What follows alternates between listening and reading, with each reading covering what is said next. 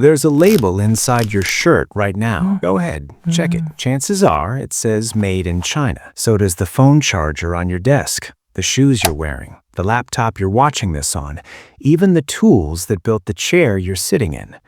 China makes everything, and I mean everything. 70% of the world's smartphones, half of all steel, a third of all furniture. If you live in the developed world, your entire material existence is wrapped in products assembled by workers you'll never meet, in cities you've never heard of, shipped across an ocean in containers stacked 12 stories high. This didn't happen by accident, and it didn't happen because Chinese labor was cheap, though that's the story everyone tells. The real story is weirder, more deliberate, and way more fragile than you think. So how did one country become the manufacturing engine for 8 billion people? And what happens when that engine starts to sputter? Let's go back to 1978. China is poor, devastatingly poor. The average income is $156 a year. For context, Americans are making $10,000.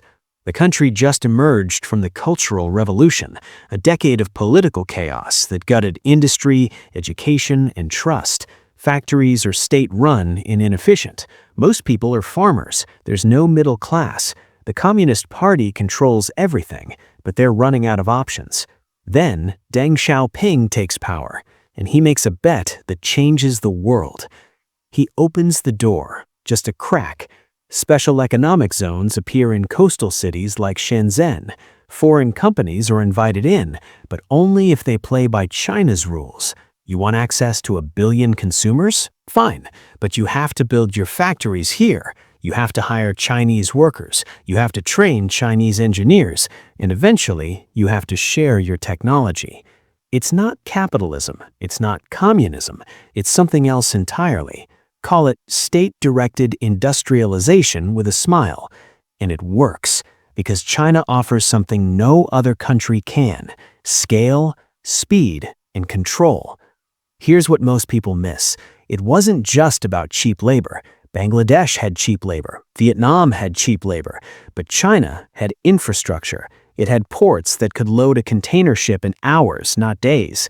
It had highways connecting factories to freight hubs. It had power grids that didn't collapse every summer.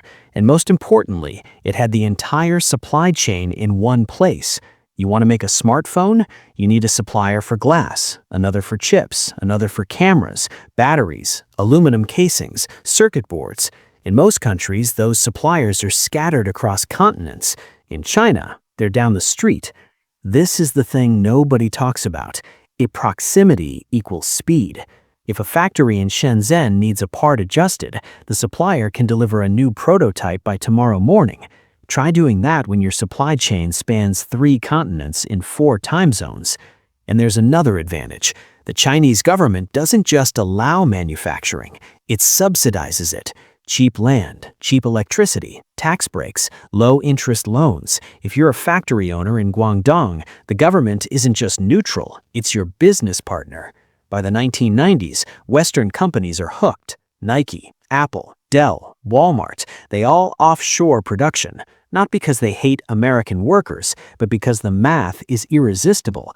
A pair of sneakers costs $5 to make in China and $30 to make in Ohio. Shareholders demand margins. CEOs chase quarterly earnings. The factories close in Michigan and open in Dongguan. And China gets exactly what it wanted: knowledge transfer. Here's where it gets interesting. Those foreign companies didn't just bring factories. They brought blueprints, standards, quality control systems, managerial expertise. For decades, Chinese firms were the students. They assembled iPhones designed in California. They stitched Nikes engineered in Oregon. But students don't stay students forever. By the 2010s, Chinese companies stop being subcontractors and start becoming competitors. Huawei starts making smartphones that rival Apple. BYD starts making electric cars that cost half as much as Tesla. DJI dominates the drone market so completely that the US military uses their products until Congress bans them out of fear.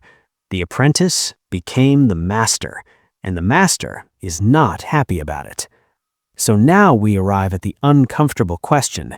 If China makes everything, what happens when it doesn't? Let's talk about what went wrong, or more accurately, what's going wrong right now. First, labor isn't cheap anymore. The average factory wage in China has increased tenfold since 2000. Workers in Shenzhen now earn more than workers in Mexico. The demographic advantage is collapsing. China's population is aging faster than almost any country in history. By 2050, there will be more retirees than workers. The factory floor is graying out. Second, the world is getting nervous. COVID exposed just how dependent everyone became on Chinese supply chains. When factories in Wuhan shut down, the entire global economy seized up. Suddenly, politicians in Washington, Brussels, and Tokyo started using phrases like strategic autonomy and supply chain resilience. Translation: we need to make our own stuff again. Tariffs went up. Restrictions on technology exports followed. The U.S. banned the sale of advanced semiconductors to China. The Netherlands banned the export of chip-making machines. It's not a full decoupling, but it's the beginning of something. Third, and this is the big one, China's growth model is running out of road. For decades, the strategy was simple: build, build, build. Factories, apartments, highways, airports. Debt didn't matter because growth was 10% a year. But now, growth is slowing. Debt is ballooning. The real estate sector, which accounts for a quarter of the economy, is imploding. Developers are defaulting. Buildings stand empty. The factory of the world is facing a reckoning. Here's the irony. Just as other countries are trying to rebuild their manufacturing bases, they're realizing how hard it actually is. America passed the CHIPS Act, pledging billions to bring semiconductor production back home. Sounds great, except there aren't enough engineers. Permits take years, construction costs triple, and even when the factories open, they can't compete on price with Taiwan or South Korea. Turns out, dismantling your industrial base is easy, rebuilding it is not. Meanwhile, China isn't sitting still. It's doubling down on high-tech manufacturing, batteries, solar panels, electric vehicles, sectors where it already dominates. It's pouring money into automation and AI to offset rising wages, and it's expanding influence through the Belt and Road Initiative, building ports and infrastructure across Asia, Africa, and Latin America. The goal is clear: stay indispensable. So where does this leave us? We're entering a weird phase. The old model, where China makes everything and everyone buys it, is breaking down, but the new model hasn't emerged yet. Some production is moving to Vietnam, India, Mexico, but none of them have the scale of China. None of them have the infrastructure, and none of them have a government willing to bend every rule to keep factories humming. The world spent 40 years building a system where one country made everything. Now we're realizing that system has a single point of failure, and that point is located in the Pearl River Delta. Here's the thing nobody wants to say out loud. We're all still dependent.